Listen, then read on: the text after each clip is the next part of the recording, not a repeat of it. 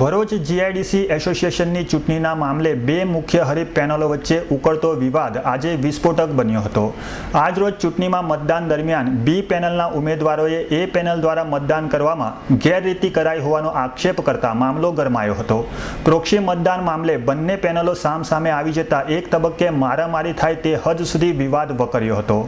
બી પેનલે ચૂંટણી અધિકારીને ચૂંટણી સ્થગિત કરી ફેર ચૂંટણી કરવાની માંગ સાથે લેખિત આપતા એસોસિએશનની ચૂંટણી સ્થગિત કરી દેવાઈ હતી। ભરૂચ ઇન્ડસ્ટ્રીયલ એસોસિએશનની ચૂંટણી સોમવારના રોજ એસોસિએશન બિલ્ડિંગ ભરૂચ જીઆઈડીસી ખાતે યોજાતા સવારથી જીઆઈડીસીમાં ચહલપહલ દેખાતી હતી। મુખ્ય બે પેનલમાં વિકાસ પેનલ અને પરિવર્તન પેનલ મેદાનમાં હતી। કુલ 196 મતદારો મતદાન કરવાના હતા। ચૂંટણી અધિકારી સામજી ઘેટિયાની ઉપસ્થિતિમાં મતદાન હાથ ધરાયું હતું। બપોર સુધીમાં 125 જેટલા મત પડ્યા હતા। દરમિયાન સ્વામી સ્ટીલના નવલ પીઠવાના ઓથોરિટી લેટર સાથે એક મતદાતા મત આપવા આવતા પરિવર્તન પેનલના મોહમ્મદ લાકડાવાલા અને ડીએસ ચનાવાલાએ પ્રોક્સી મતનો વિરોધ કરી ખોટા ઓથોરિટી લેટર બનાવી બોગસ મતદાન કરાયું હોવાનો આક્ષેપ કર્યો હતો, જેથી વિવાદ છેડાયો હતો। જે વિવાદ વકરતા મામલો એક તબક્કે હાથાપાઈ સુધી પહોંચ્યો હતો। પરિવર્તન પેનલના સભ્યોએ ચૂંટણી અધિકારીને ઓથોરિટી લેટર ચકાસવા ઉપરાંત ચૂંટણી સ્થગિત કરી ફેર ચૂંટણી કરવાની માંગ કરી હતી અને અરજી પણ કરી હતી, જેથી ભરૂચ ઇન્ડસ્ટ્રીયલ એસોસિએશનની ચૂંટણી પ્રક્રિયા ઘોંચમાં પડી હતી। પેનલ એ જે છે એ વર્તમાન કમિટી છે અને પેનલ બી જે છે એ નવી પેનલ છે। મતદાન ચાલતું હતું એ દરમિયાનમાં પેનલ બીના ધ્યાનમાં કંઈક અનિયમિતતા આવી અને એના કારણે એણે આ ચૂંટણી રદબાતલ કરવા માટેનો એક પત્ર મને આપ્યો છે। કુલ મતદારો 196 હતા અને એમાંથી અંદાજે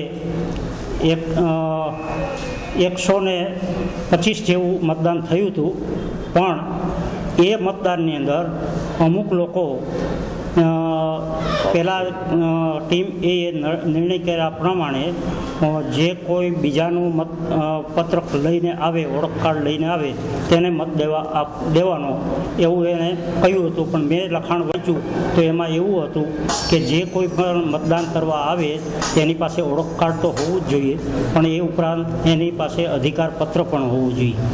એના પ્રમાણે અમુક મતદાન થયું હતું, પણ એ અધિકાર પત્રમાં કંઈક ગરબડ હોય એવું પેનલ બીના ધ્યાનમાં કંઈ આવ્યું અને એણે એક પત્ર મને આપ્યો છે। એનો હું અભ્યાસ કરી રહ્યો છું અને એના પછી નિર્ણય લેવામાં આવશે કે એમાં આ પ્રક્રિયાની અંદર જે કંઈ પણ ગરબડ થઈ હોય કે ખામી રહી ગઈ હોય એ જો દૂર કરી શકાય એવું હોય તો એને દૂર કરી અને કરશું, પણ એમાં બંને ટીમને મારે વિશ્વાસમાં લેવી પડશે।